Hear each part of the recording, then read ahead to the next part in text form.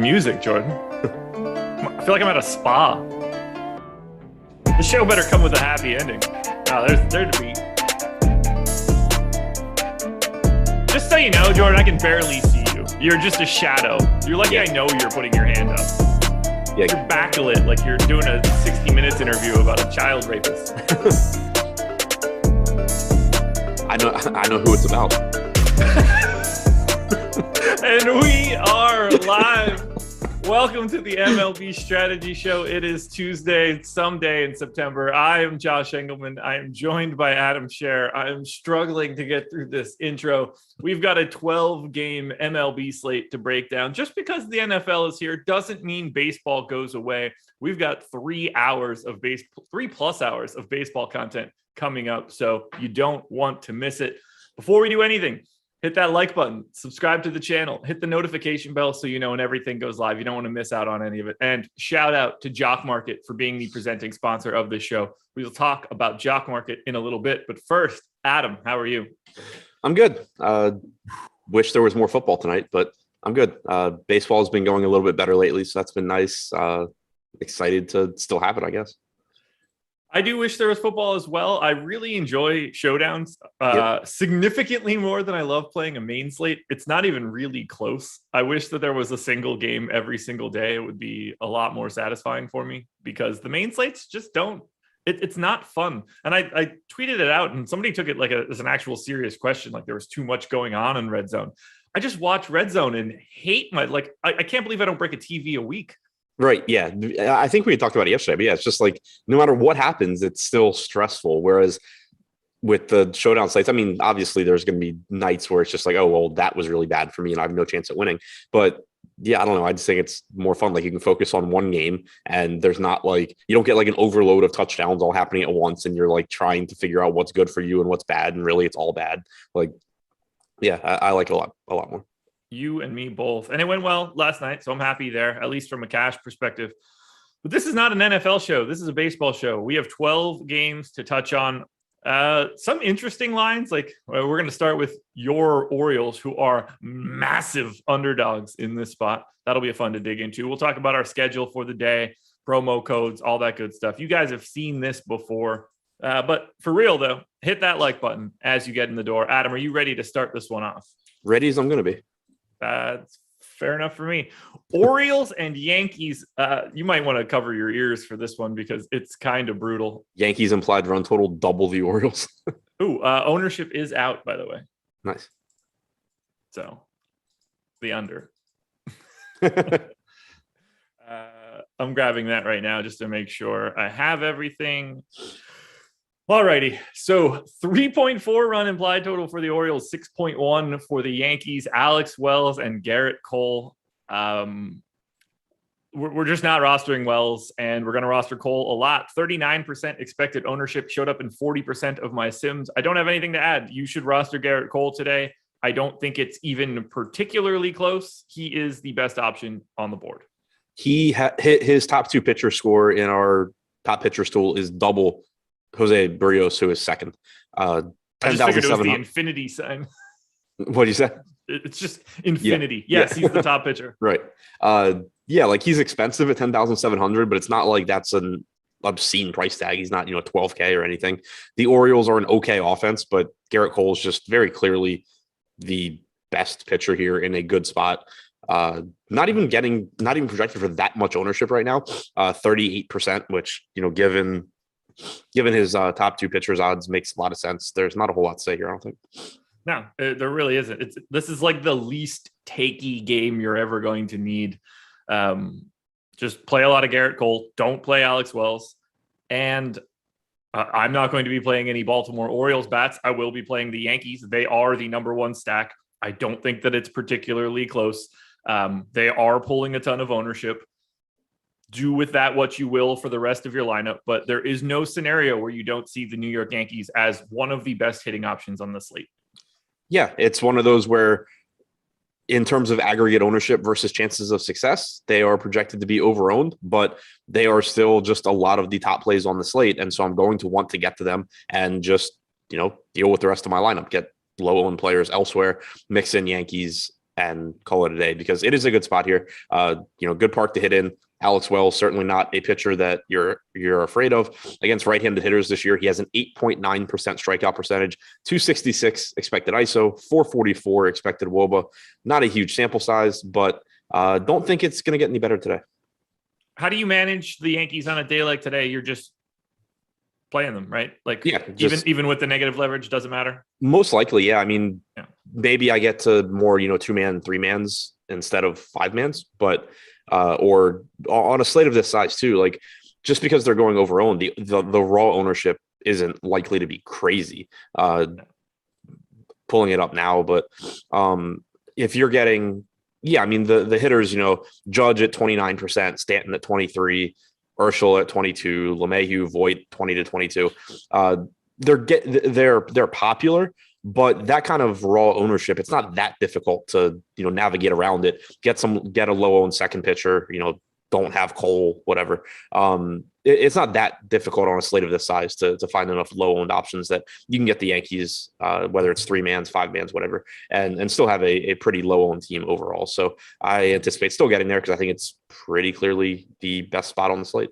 Yeah, there's nothing else to really add. That's what happens when you get Alex Wells in Baltimore and you're the Yankees, who have like 7 legitimate power hitting sluggers in this lineup. And it's not even just Alex Wells. I mean, the Orioles bullpen is so bad too. And, we talked about it recently. Like, I don't focus on bullpens. Like, I'm not going to stack this team because the bullpen's good or whatever. But it's certainly a nice added bonus knowing that this is literally a team who, 2 or 3 days ago, took a no-hitter into the last inning of the game and managed to give up like 16 runs in that game, or 11 runs or whatever it was, because the bullpen just literally could not record outs. So there's added upside even if Alex Wells does somehow pitch well for 4 or 5 innings.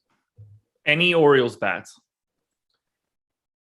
No. I mean, if you wanted to, obviously Cedric Mullins, Mountcastle, Santander, Mancini, these guys all have power. DJ Stewart's cheap and has power. There's power in this lineup, but on a slate of this size, and it's not like Cole is pulling, 65% ownership or something, I just don't really see a need to get to them.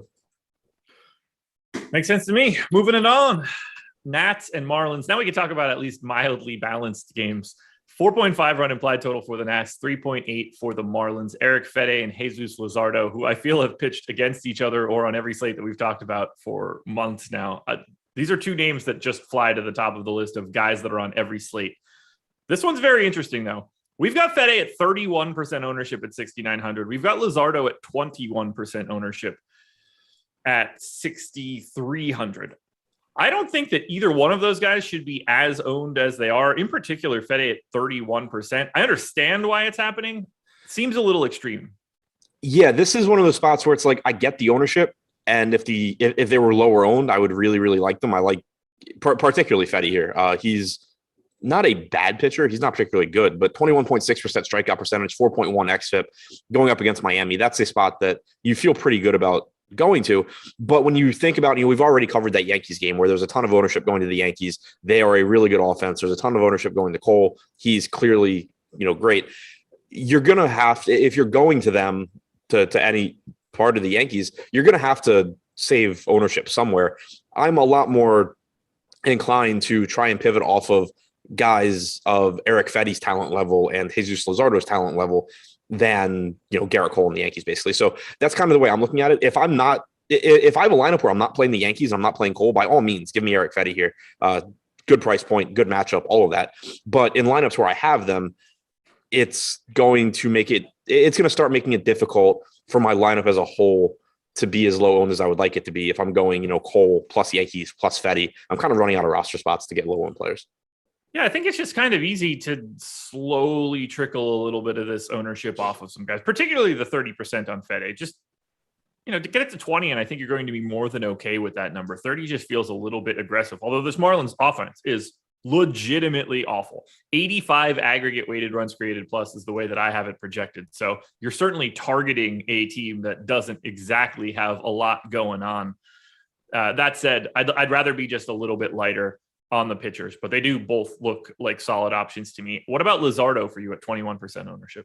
Pretty much the same thing, except for even more happy to get away from him, just because he's been so bad.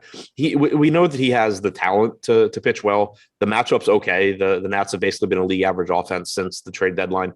But for the season as a starter, Luzardo 22.3% strikeout percentage, 11.5% walk percentage, almost a 5 xFIP, 4.3 implied run total for the Nats. It's not like, it's low or anything. So I understand why Luzardo's popular, because he is only 6,300 and he does give you some upside. But again, if I'm going to like a team like the Yankees that has ownership, I'm fine with just moving Luzardo to other risky pitchers, because it's a situation where, I think Luzardo is like one of the best value options in terms of medium projection, but the range of outcomes is still so wide. His floor is still so low. Even just quickly, we haven't talked about these games yet, but quickly looking at other pitchers, within like $1,000 one way or the other of Luzardo, Tukey getting 6% ownership. He has his issues, but that's a nice ownership discount. Jackson Kowar against the A's, the matchup sucks, but he's getting 3% ownership at 5K. It just gets to a point where, I don't like with Kowar, I don't like the matchup. I don't think it's likely he does well. I still don't think he should be, giving basically 7-1 odds to Luzardo, given what Luzardo has been this year. So this is just a spot where I understand why both pitchers are getting ownership. They project very well from a point per dollar standpoint, but if I'm looking to save ownership, I'm not that scared of getting away from these guys. Do you have any interest in getting to any of the offenses? I have a hard time believing what I'm seeing in our top stack tool. We have Washington dead last of every team on the slate. We have Miami in the middle of the pack. Something's not adding up to me for that sort of information. At the very least, it should be the opposite, just from the teams themselves.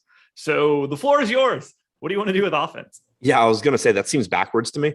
I'm not prioritizing either offense here. It's a big enough slate. There's a lot of teams that are going to look better, but I do think the Nats look decent. Like Miami's okay. Chisholm is a good second base option. Sanchez is cheap and has some power, but from the Nats side, Luzardo has just been so bad at times this year. And, the Nats aren't expensive. If you have Zimmerman in the lineup, he's only 2,900. Keyboom's 2,900. Bell's cheap at 3,800. The only guy you'd have to pay up for is Juan Soto, and obviously there's no issues with that. So I think the Nats do have a relatively high ceiling, just given that when Luzardo is bad, he's really, really bad. As a starter this year, I mentioned the strikeout numbers and almost 5 xFIP, 1.6 home runs per 9. He's pitching in Washington, which is less favorable than Miami. So, again, not a priority for me, but I do think that especially if Luzardo is getting some ownership, the Nats make sense, at least in small amounts. I have the Nats 7th for the slate and under owned. To me, I'm a little bit interested in this. And I think that I have Luzardo projected as if he's better than he is. I think that I can make Washington look a little bit better. I do not think by any means that they are the worst option that you can get to today. They're not even the worst option in their own game. So I can't have them 24th in any manner. I don't mind getting to the Nats. It's not great, but the Soto, Bell, Zimmerman 3, 4, 5, there's a lot of power there. And you're getting 2 of those 3 guys, at least, righty versus lefty. Soto, I don't care at all that it's lefty. So I'm a little bit more interested in the Nats. I'm anxious to see where they actually end up. I don't want to advocate for Miami. There's something to be said for going up against a 31% owned Eric Fede as if we get closer to lock, but at the same time, I just don't think the odds of Miami. It's tricky. Do you want to get to the Marlins? I'm going to put it to you before I actually make my final decision. I don't think on this slate I get to them all that much. I think it's more likely I get full stacks of the Nats and like individual Miami plays. Chisholm, Sanchez, De La Cruz. Like these guys are all really cheap and they'll help round out lineups while also negatively correlating with the field.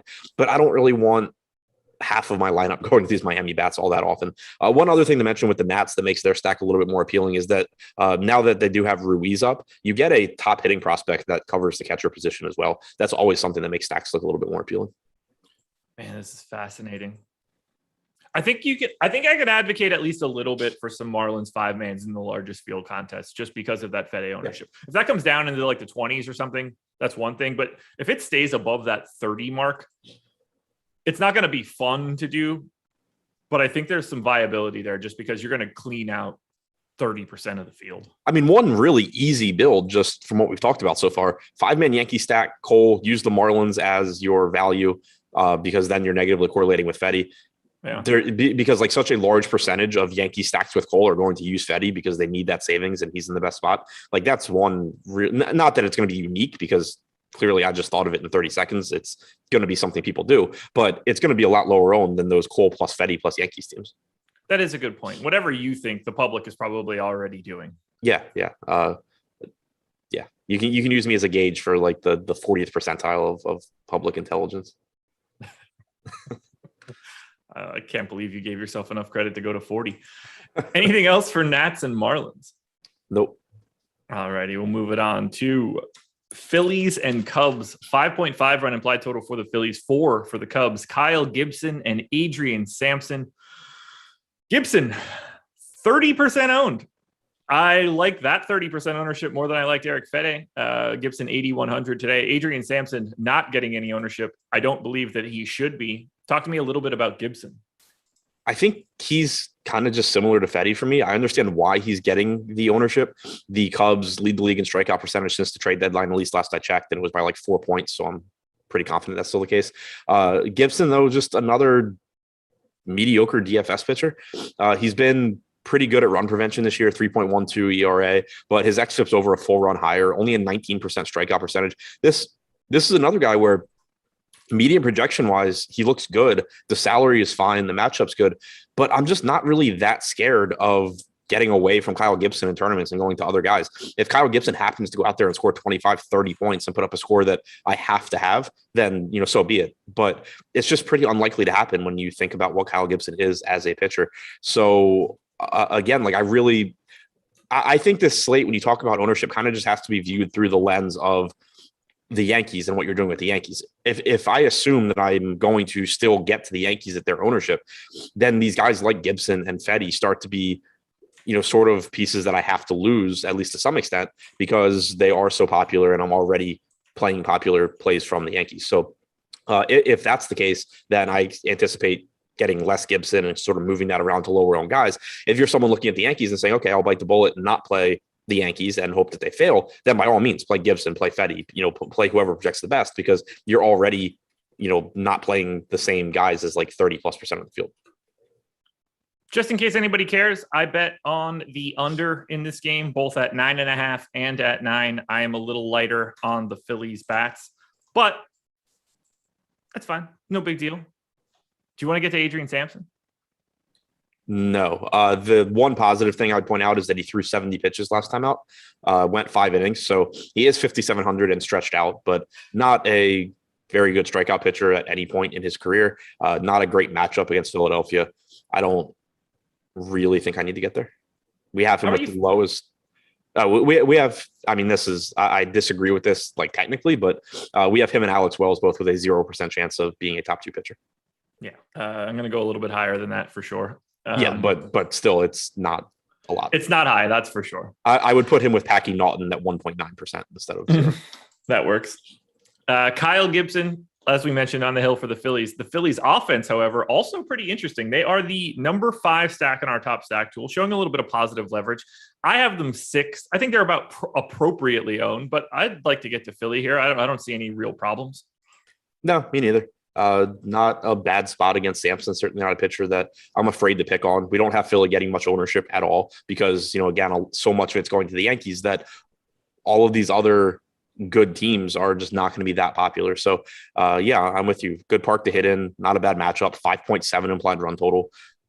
Pricing is relatively expensive at the top of the lineup, but then you get some savings with McCutchen, Gregorius, Miller. So I'm with you. And then you also, this is another team, I mentioned it with the Nats, but you get a very good hitting catcher, which always makes the lineup a little bit easier to stack. Can you justify going to the Cubs bats against Kyle Gibson? I don't think that I really want to go there. They're 19th for me. They're certainly not pulling any ownership, and there is the value of going against Gibson's ownership, but again, this isn't that strong of a lineup for me. I feel the same way about the Cubs I do about the Marlins. If you have a popular lineup like the Yankees plus Cole, it's not a bad idea to mix in 3 Cubs and get some negative correlation with Gibson, but also the slate's big enough that I'm just not going to end up prioritizing the Cubs here. I do think Schwindel's still too cheap. Contreras is too cheap, considering he's a catcher, but still difficult to say they're a priority. Schedule coming up for the rest of the day at 11 a.m. Coming up immediately after this show. NFL Strategy Show, first look for week 2 in the NFL. Laffy, Ben, Jordan, not the man behind the virtual glass. They will be breaking it all down for week 2 in the NFL. At 3 p.m., PGA Strategy, Jason and Eric breaking down. It's a new tournament. I don't remember the name, but I promise you, it might have been Safeway before. I think that's what Ben told me earlier today. So either way, PGA Strategy, golf is back. Ryder Cup next week too. 4:45, MLB Deeper Dive, myself and Adam running it back through, doing this bad boy again, leading into MLB Live before lock at 6 p.m. Eric and Greg taking you all the way up until lock. Plus, if you are using any Awesemo tools today, or you want to get a look behind the scenes, our MLB Top Pitchers tool is free. You should check it out on this lovely Tuesday. Blue Jays and Rays. 4.8 run implied total for the Blue Jays, 4.2 for the Rays. Jose Barrios and Drew Rasmussen. Barrios pulling a little bit of ownership, 14% at 9,800. Rasmussen pulling no ownership at all. I'd be at least a little bit interested in a couple shares, given the price tag and the fact that there's some aggressive ownership at the bottom today. Let's start with Barrios. How are you feeling for 9,800? Really high upside spot for him. The Rays strike out a ton. I'm assuming you're going to get a better lineup than they ran out yesterday when they benched, half their team. They didn't have Lau, they didn't have Rosarena. But still a high upside matchup. The way that I viewed this with Manoah yesterday before we got the Tampa Bay lineup was basically that, there's always a low floor for a pitcher going up against Tampa Bay because they have so much power. Their active roster has a 114 WRC plus against right-handed pitching this year, but they do also strike out a lot. And Barrios has good strikeout stuff, 26% for the strikeout percentage for the season, 3.63 xFIP. He's a good pitcher. So there is a ceiling here as well. Only projected for 13% ownership. Certainly someone where I don't think that he's nearly as good an option as Cole, but if you have a lineup that does need to save some ownership at pitcher, you still get a very high ceiling from Barrios at 1/3 the ownership.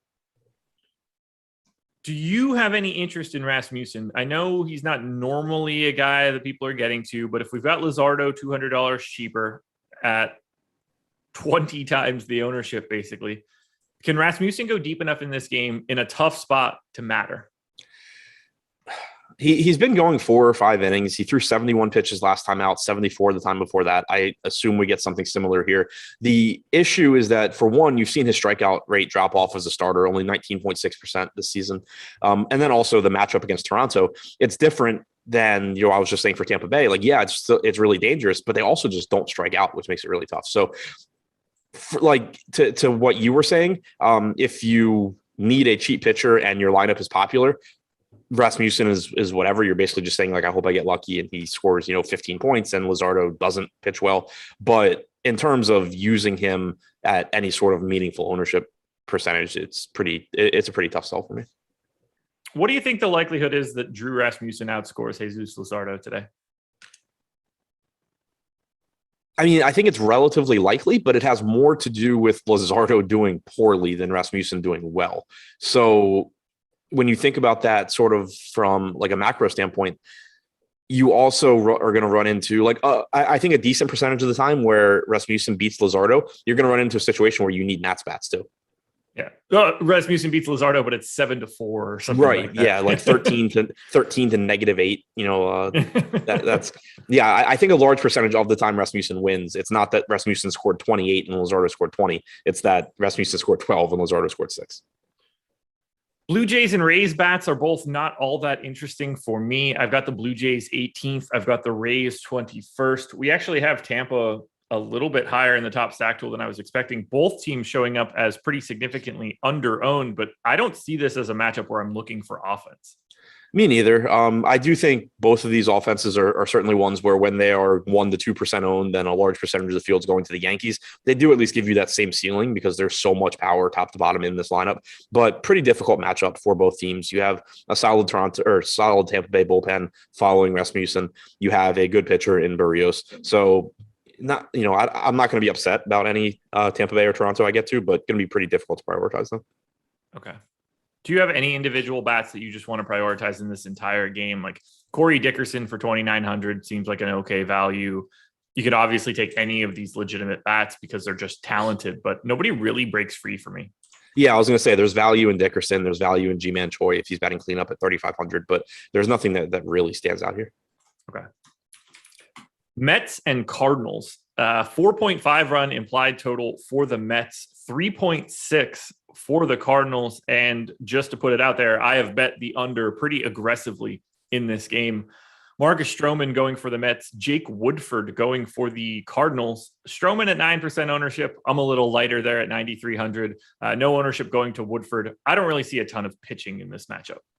No, it's tough. We had the last time Stroman pitched, he was 9,400 and a really good option because of the lack of other high upside pitchers on the slate. But now we're back to where we normally are with Stroman, where he's priced where he is because he's good at preventing runs. He is a good major league pitcher, but he's not a great strikeout pitcher. And because of DFS scoring, that makes it difficult to roster him on slates like this, where he's in the same price range as someone like Barrios, who, Barrios has a 26% strikeout percentage compared to Stroman at 21.5%. You don't have to pay that much more to get someone like Garrett Cole.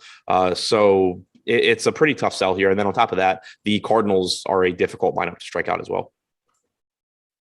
Well, we're looking at the same thing then. So let's talk Mets bats, who are fine-ish, 13th for me. VR and Conforto, both in double digits in ownership, which I think makes a bunch of sense given their spot in the order and their price tags. I don't really want to get to offenses here. As I mentioned, I bet the under in this game. I have both teams scoring less runs than we're currently projecting. So I don't like anything from an offense perspective. I think this game is basically a full cross-off. Yeah, like you said, there's some value in VR. Lindor is fine. Conforto at 3,400 is a good value. Woodford has been okay this year. Not a huge sample, but 146 expected ISO to lefties, 322 expected WOBA. To righties, a 138 expected ISO and a 342 expected WOBA. So, yeah, I don't mind the Mets, but I don't feel really strongly about them. I will say, too, Woodford is pretty similar to Rasmussen as far as a DFS option. He's cheap. He's likely to throw 75 to 80 pitches. Not someone that I would want a ton of exposure to, but certainly someone you can use if you have a popular lineup and need a cheap pitcher that, isn't Luzardo. That makes some sense. Highest ranked guy that I have in this game is VR, $4,100 in the leadoff spot. So no problems there, but I'm really only looking at the top of the Mets order. I have very little interest in getting anything from St. Louis up against Stroman. That seems like a fool's errand today. Yeah, I would say my favorite part of this game is either VR or Conforto. That works for me. We're moving through this slate. It's a pretty easy slate to talk about. To me, it's pretty cut and dry. We've got these giant owned pitchers. There's only 4 guys that are pulling a ton of ownership. I think the offenses are all pretty easy to see just based on run totals. For example, the Atlanta Braves taking on the Colorado Rockies. 5-run implied total for Atlanta, 4 for the Rocks, Touki Toussaint and John Gray. Toussaint at 6% ownership at 7,300. John Gray at no ownership, essentially, at 8,300. I don't mind getting to Toussaint because, as we have experienced multiple times over the past couple of weeks, the Rockies are worse on the road than most teams are worse on the road, which is kind of crazy. So Colorado stinks. Do we go to Toussaint? I think so, especially given the current ownership projections. You have Toussaint basically priced in between Kyle Gibson's 30% and then the Luzardo and Fedde tier. 7,300 is not going to be a difficult price tag to get to. It's a good matchup. Toussaint has his issues, but so do Fedde and Gibson and Luzardo. So that's not really going to make me not want to get there. Overall, this season as a starter, Toussaint has a 22.4% strikeout percentage, about a 4.5 xFIP. But like you were saying, the Rockies are so bad outside of Coors Field. They only have a 4.1 implied run total here. For comparison, that's lower than the Nats have against Luzardo. So I like Toussaint, especially if he's going to be 6% compared to 21 for Luzardo and 30 for Gibson and 30 for Fedde. Can you justify John Gray today at 8,300? I think that's a pretty tough one, just because the matchup against Atlanta is rough. It is nice that he's getting outside of Coors Field. Overall this year, he does have a 23.5% strikeout percentage, 4.13 xFIP. He's a pretty good pitcher, but I think he's pretty much priced where he should be. I don't really see a strong case for him outside of just, he fell into this lineup because I needed a low-owned pitcher, and he's John Gray, but there's nothing that is going to like really drive him to be a highly owned guy for me. Also, on a side note, Jordan said he doesn't drink seasonal beer. You are missing out on Oktoberfest. You should start doing that. Team Jordan on this one, not an O-Fest guy. Really? Yeah. It tastes dirty to me. Does that make sense? Yeah, I guess. The weather needs to be right for me. Like, I was drinking them the other day because it was like really rainy. It was when like the hurricane hit here, and it just tasted really good. But like, if it's still summery, like still hot, I can't drink it. But like once it gets into like fall and winter, I like them a lot. Yeah, I'm not a fan. I feel like they make it with like unclean river water. I don't know. There's something about it. I've never enjoyed it, even from like back in the day. But I had one recently, probably like 2 weeks ago.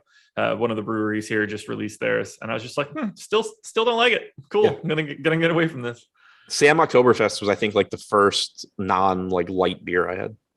Sam Oktoberfest, I can picture very vividly, got left in my college fridge by a buddy of mine that came to visit for the weekend, and I never finished it. And that is not an easy thing to do for beer while you're in college. So yeah, that's definitely true. It's also one of those where like I guess I probably could have when I was younger, but like now I need to like, if I'm having a couple of beers, I like Oktoberfest. I can't just like sit and drink like Oktoberfest. It gets too heavy. Yeah, I hear you. Braves bats, as we take this one back to DFS, I have them 8th overall, 12th in terms of leverage. I don't love targeting John Gray, but he's not the same John Gray that he used to be. This seems like an okay spot for Atlanta.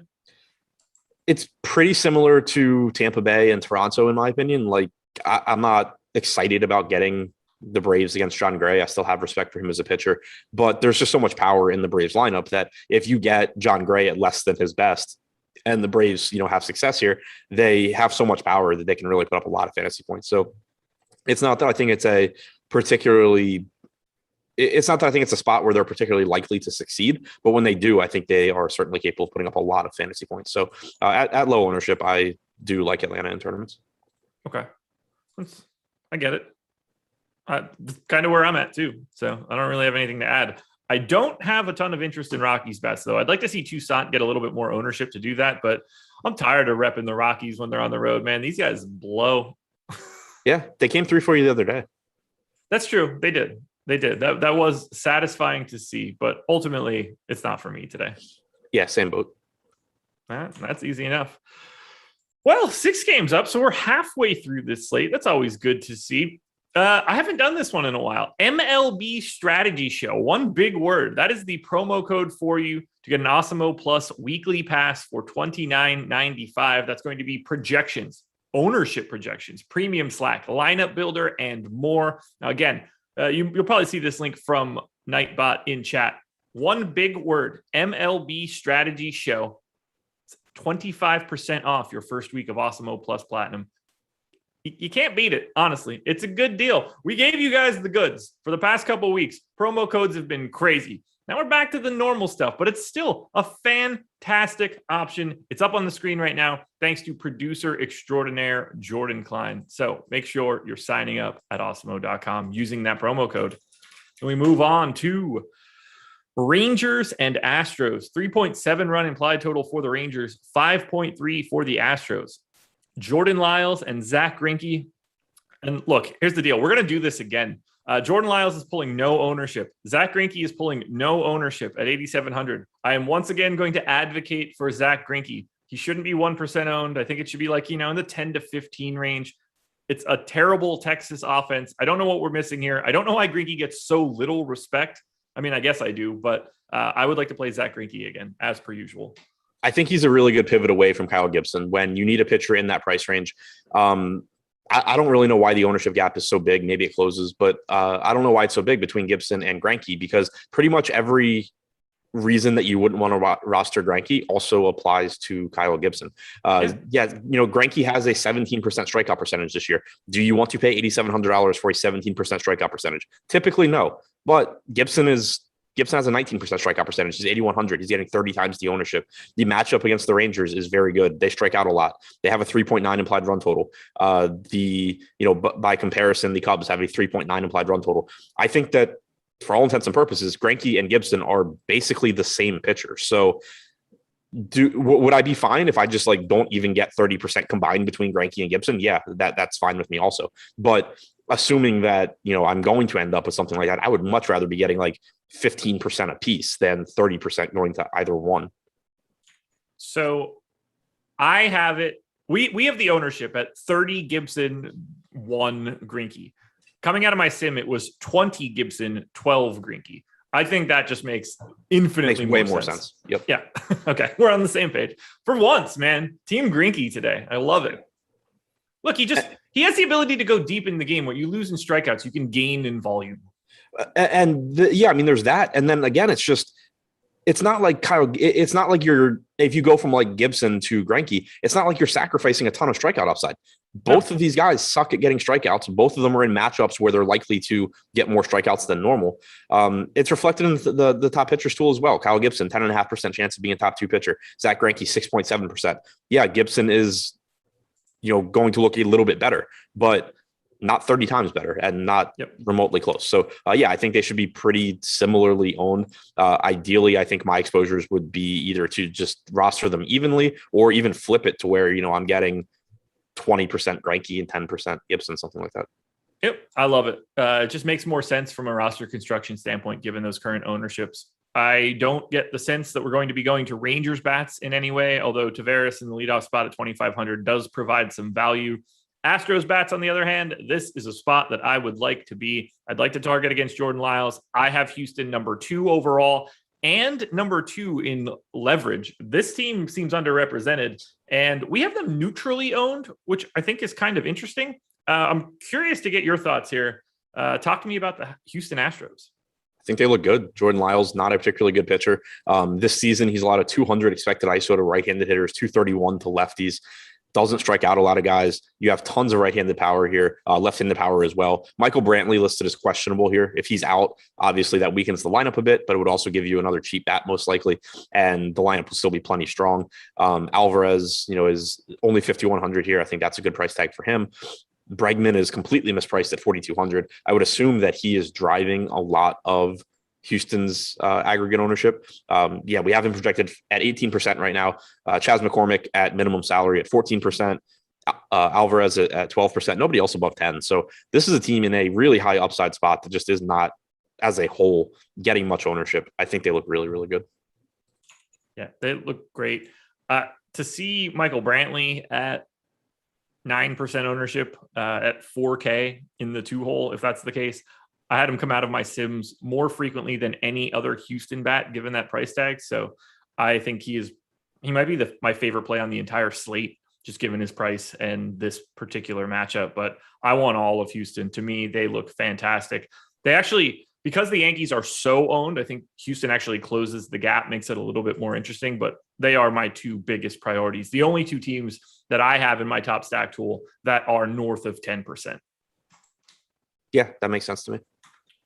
But do you have anything you want to say for Rangers bats? No, you said it. Tavares is cheap. Lowe is cheap. Peters is cheap, but there's nothing that I'm really prioritizing against Greinke. That works. By the way, I didn't mention it before when we talked about Braves Rockies, but I bet on the Braves money line and on the run line. So if anybody's trying to tail that, go Atlanta. And I took the over in Houston and Texas. So come join me for the runs and go get that Houston Astros team. White Sox and Angels. 5.1 run implied total for the White Sox. 3.1 for the Angels. I believe it's supposed to be Luke Giolito today, or at least that's the plan. We have him projected for 12% ownership.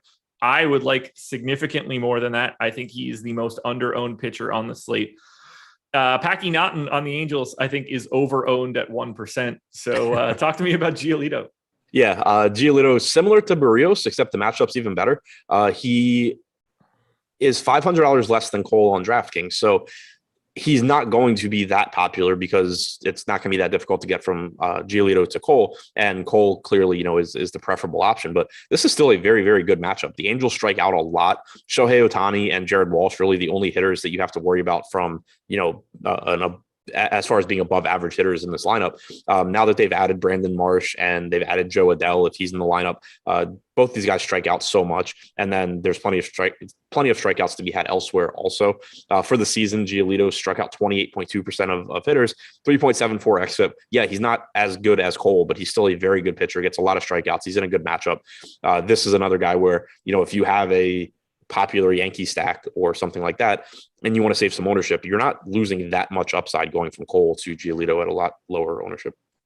Yeah, I have Giolito coming out of my sim at 29%. That is a bit behind Garrett Cole, but I think he's the second best option on the entire slate. I'm really surprised to see his ownership be as low as it is. Is it just because we don't know about him right now, or there's some ambiguity? Because I'm surprised to see him at 12%. Yeah, I'm kind of surprised, but at the same time, Cole being similarly priced is just typically going to make it so Giolito can't get that much ownership.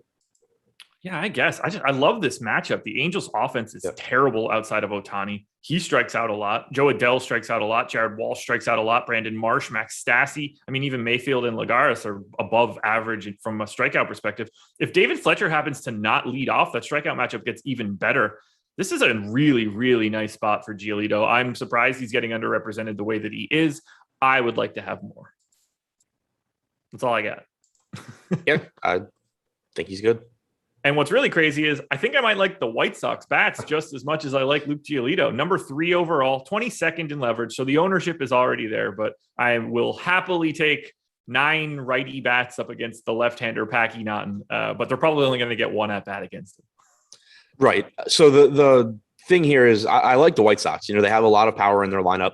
They are reasonably priced as well, which I think is driving up their ownership. Luis Robert at 4,400, Abreu at 4,200, Jimenez at 3,700. Was Ohtani supposed to pitch today or something?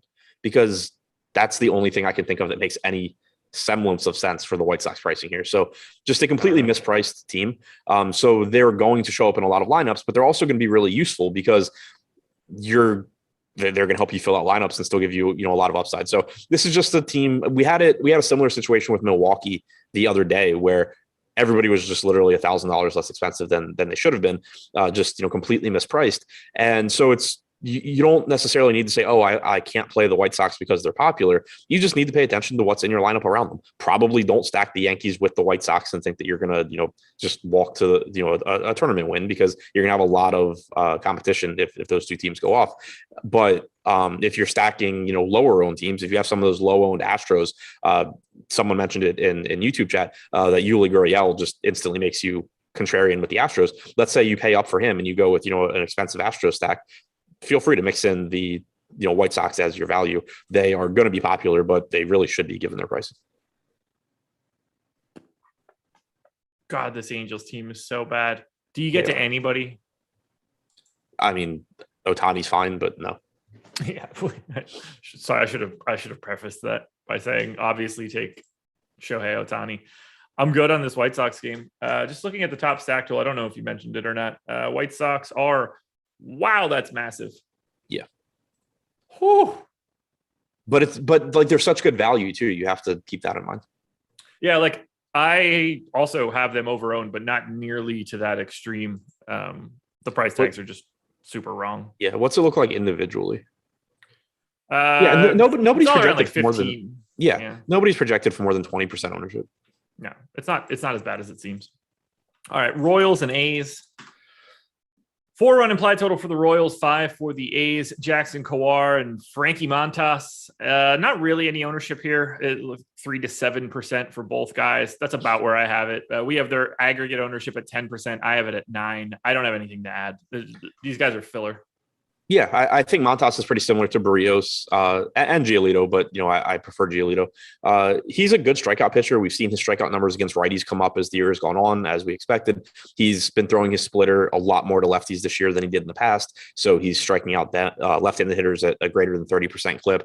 It's not a bad matchup against Kansas City. They don't strike out a ton, but they aren't a great offense either. But again, you just have these other options that aren't very popular either, Giolito in particular. So I like Montas, but it's just also a situation where, you can only roster so many pitchers across your lineup. So where I have Montas, I'll be happy. I think I get to Giolito before I get to Montas though.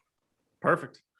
do you get to either offense? I only have the A's 12th. I've got the Royals 16th. There's some decent pricing across the board, but I see most of these teams as just like random filler that shows up, neither one of them being a priority for my stacks.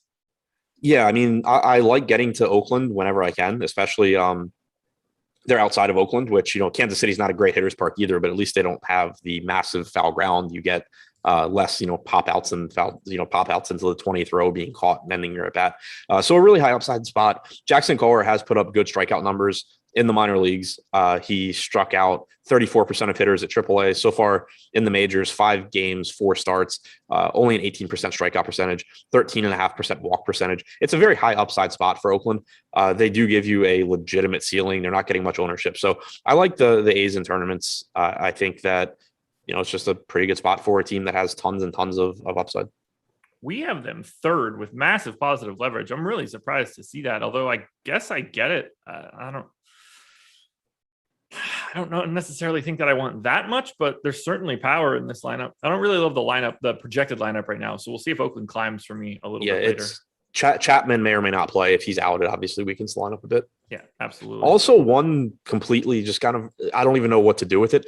They've been pinch hitting for Jed Lowry like a lot. And by a lot, I mean, I've seen it happen twice, but it may have happened more. I've just noticed it twice because I've had him. But it's been like he starts at DH. So I guess the point here, if Jed Lowry is DHing, be a little bit wary because he'll start at DH and then in like the 5th inning, if there's a lefty reliever, they just put Chris Davis in for Lowry. So it seems like the A's have been not wanting Lowry to hit right-handed. So that's just kind of an aside. They seem to pinch hit for Lowry a lot. Anything for Kansas City? No. I mean, Salvador Perez is always a good option, but Montas is really good. I don't really see a reason to be getting to the Royals here. And for Tony A in chat, who said, not so fast, weather concerns in Kansas City. I don't believe we're going to have weather concerns in Kansas City, at least not as of yet. I hadn't even looked. It's 10:30 in the morning. Yep. It's also totally meaningless right now. I could not care less, but I went to look. It's potential rain late in the night, so I don't care enough. What I do care about is Jock Market, the presenting sponsor of this show. They've turned fantasy sports into a stock exchange. You don't have to wait till the end of the game to make money. You can get that basically immediately, whether it's NBA, MLB, NHL, PGA. You're buying and selling shares of players in a pre-IPO phase. So before the slate locks, you're buying your shares. Throughout the game, you can buy and sell as quickly as you would like to. So let's say that you want to roster a leadoff hitter and he goes yard. You can cash that in immediately, lock in your profits, and be done. You can actually short players now too, which I think is fascinating. You can use the promo code Awesemo when signing up. So you want to go download the app in the App Store, use the promo code Awesemo, and get up to a $50 bonus on your first deposit. This offer only exists for Awesemo people. So you're hearing me right now. Use that promo code, get yourself the free $50 on your deposit. It's a deposit match. So you deposit 50, you get 50. It's a good time. So get that free money, go play a Jock Market. I promise you'll enjoy it. 3 games to go. Giants and Padres. 4.9 run implied total for the Giants. 3.9 for the Pods. It's Anthony Desclafani and Jake Arrieta. And neither guy is getting any ownership. And honestly, outside of like a couple random percentage points, I don't think they should either. I don't mind Desclafani. So in the context of you're getting ownership going to Gibson, we already talked about Greinke's in a good spot. He's 8,700. Desclafani has much better strikeout upside than either of these guys. He's at 23.1% for the season. Gibson at 19, Greinke at 17. The matchup, of course, is a lot more difficult than it is for either of them. So that's what will keep the ownership in check. But if you do need a low-owned pitcher in this price range, again, I think you can move some of that Gibson to Desclafani. Perfect. He showed up in 4% of sim, so I didn't really have much else. I just got to Greinke more than I got to Desclafani. I don't think we have to say anything about Jake Arrieta. We do not. Okay. I don't think we really need to say all that much about the offenses here. I've got the Giants 11th. I've got the Padres 17th. We have the Giants like 8th or 9th. Nothing too crazy. Are you trying to get to either side of these backs? I like the Giants. I mean, Arrieta's been bad this year. I'm kind of confused in the top stack tool. We have the Giants with a 2.5% chance of being the top value stack. They are pretty cheap. I mean, Chris Bryant's 5,300 on DraftKings. Crawford's 4,900. but like Belt's 4,400, Listella's 29, Wade's 3,600, Yastrzemski's 3,900. This is a pretty cheap team that has a lot of upside. So they're one where, we talked about the White Sox being really good value and being really useful. If you have a lineup, the example I used when we talked about the White Sox was maybe don't use them along with the Yankees. If you have a Yankee stack and you need value, maybe use some of these cheaper Giants guys because it is a good spot against Arrieta. They do have a lot of power in this lineup. They did just clinch either the playoffs or the division, so could get a weird lineup here. But assuming we get a standard lineup, because I don't even know what they clinched, I just know they're in the playoffs. Assuming we get a standard lineup, it's a good spot against Arrieta. All right, that works. Definitely going to be. I guess it had to have been a playoff berth, right? That division's actually still tight, I think. I don't know the record of a single team in baseball. Yeah, there's no way the Giants clinched the division with the Dodgers and the Padres on September 13th. Probably not. 5.3 run implied total for those Dodgers, though. 3.5 for the Diamondbacks. Tony Gonsolin and Luke Weaver. No ownership going here. You trying to pay $9K for Luke Weaver against the Dodgers today? No, I'm not. Someone asked about Desclafani's pitch count being a concern. I don't think so. He threw 84 pitches 2 starts ago, 79 last start. But last start, he wasn't pitching particularly well. He was pulled after 4 1/3, give up 3 earned runs. But that was, if I remember correctly, he put a bunch of guys on base. Like they were trying to let him keep going. He just was not pitching well at that point. They took him out for performance reasons, not because he was at 80 pitches. There we go. Do you want any Gonsolin at 7,900? Because the Diamondbacks do stink. Someone said, how do you not know what they clinched? Why would I need to know what they clinched? That's why I responded, because we don't care. Yeah. As far as Gonsolin goes, how stretched out is he? 7,900. I mean, he's a good pitcher. I don't think it's a bad matchup. But yeah, 55 pitches on the 9th, 55 pitches on the July 30th. So that was a long time ago. I'm not expecting Gonsolin to go far enough into this game that I really want him at 7,900. Boom. Well, let's talk Dodgers. They're my number 5 stack, 19th for me for leverage purposes. I'm happy to always get to the Dodgers. That's totally fine for me. I don't really have much else to add. I do think the Diamondbacks are a little bit underrepresented just given the fact that they're as cheap as they are, but I don't want to go too crazy for it given their implied total. So let's start with the Dodgers. How do you feel? Kind of middle of the road. Weaver, I think, is a decent pitcher. He's not great. He's certainly not someone that's going to make me not want to roster the Dodgers, but he's not bad either. So far this season, relatively small sample, but 196 expected ISO to righties, 162 to lefties. If you go back to the start of last year, 201 expected ISO to righties, 186 to lefties. He's just, I think, a pretty average pitcher. So I do like the Dodgers here. I think they have a really high ceiling. It's not as good a matchup as, a team like the Astros or the Yankees, but it's still, it's definitely not a pitcher that I'm going to shy away from taking bats against. That works. Corey Seager, 8%, Gavin Lux, 8%. They are the two guys that pop the most in my sims. On the Diamondback side, though, I think there's a little bit of value here just given their price tags. They're, to me, very easy to roster. I'm not ultra worried about Tony Gonsolin. The problem really is just the fact that Arizona stinks overall. Do you see any value here? They're not highly ranked in our top stack tool. No, not really. Carson Kelly's cheap for his talent level, but nothing that stands out to me. Like I think Gonsolin's good. They have a 3.3. The Diamondbacks have a 3.3 implied run total. It's just not really a spot that I'm looking to get to. Well, then let's close this bad boy out. Mariners and Red Sox, 3.7 run implied total for Seattle, 4.3 for the Red Sox. It's Tyler Anderson and Nathan Eovaldi. No ownership really going to Anderson, but 18% ownership coming to Eovaldi.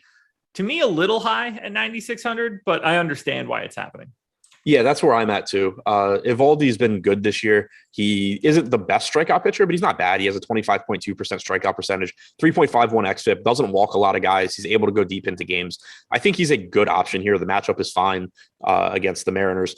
The only kind of like you were saying, I think he's very similar to Frankie Montas, for example. And we have him getting basically twice the ownership at, a $400 discount. So I wouldn't fault anyone for getting a little bit more Montas than the field, a little bit less Eovaldi, but I understand why Eovaldi's ownership is projected to be where it is. I think he's a good option. I don't have any issues here.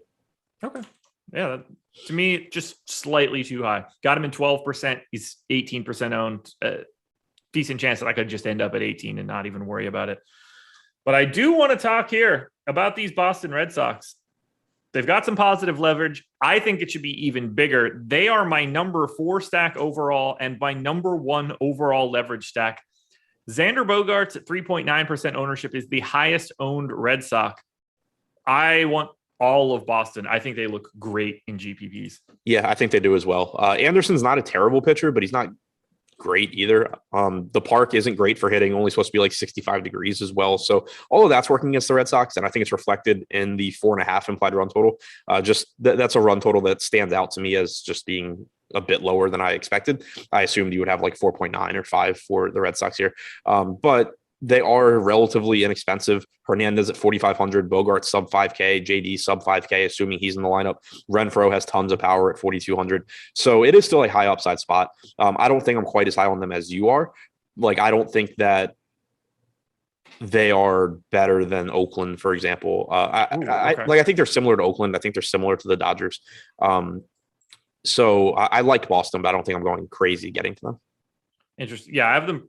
I don't want to say significantly ahead of Oakland, but they're very much in a different tier. I think they look really good in this spot. I'm not worried about Tyler Anderson at all. So, especially with no ownership at all going to Boston, I think they just become really easy in larger field stuff. They're fully unowned and not all that problematic from a price standpoint. I think it's still pretty easy to go to Boston plus Cole plus insert whatever you want at this point. Yep.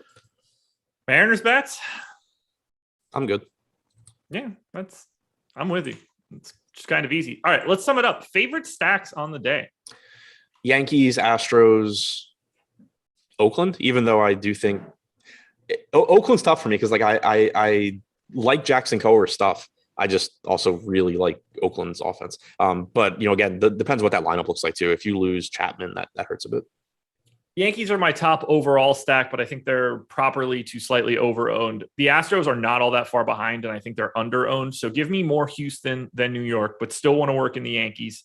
The White Sox probably a little over-owned for me. The Boston Red Sox are going to be a priority. My number 2 stack in terms of combining upside and leverage. Favorite pitchers? Oh, I forgot the White Sox in my favorite stacks too. They're just too cheap on DraftKings. Favorite pitchers: Cole, Giolito, Toussaint in tournaments. I just don't know why he's not getting the same love that guys like Luzardo and Fetty are. Cole at the top for me. Giolito is my favorite option in terms of guys that I think are getting not enough ownership, although we can lump Zach Greinke into that mix. If I'm trying to get away from things, I want to be a bit lighter on Eric Fetty tonight. Do you have anything else on this slate?